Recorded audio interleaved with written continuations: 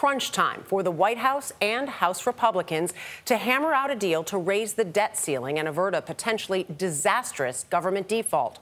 On Friday, Treasury Secretary Janet Yellen extended the deadline to June 5th as lawmakers headed home for the Memorial Day holiday weekend. This gives negotiators a few more days to come to an agreement.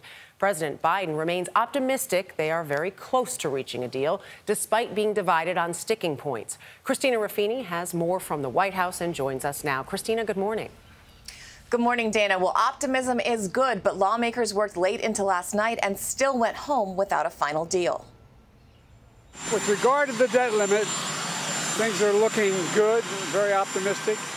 On his way to Camp David for the holiday weekend, President Biden sounded upbeat. I'm hopeful we'll know by tonight whether we are going to be able to have a deal. But after a full day of meetings, and I want to be able to solve this problem. Republican negotiators last night sounded less sure. So I'm Catholic. Everybody wants to look for the white smoke. Yes. We're not at that stage yet. Speaker McCarthy left the Capitol without a deal and without speaking to reporters. Friday afternoon, Treasury Secretary Janet Yellen gave the fraught team project a bit of an extension, informing Congress that the U.S. can make it 4 extra days to June 5th before reaching its borrowing limit. It's really not there, but I think we've really identified where the biggest differences are. But that doesn't mean the urgency has dissipated. Actually, now we know.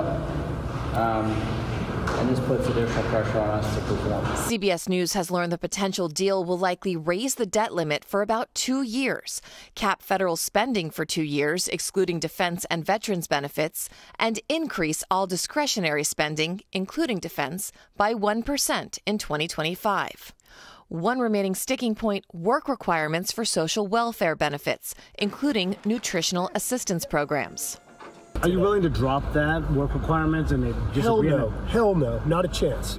In a statement Friday evening, the White House accused Republicans of trying to take food out of the mouths of hungry Americans and said Democrats would stand against, quote, this cruel and senseless trade-off.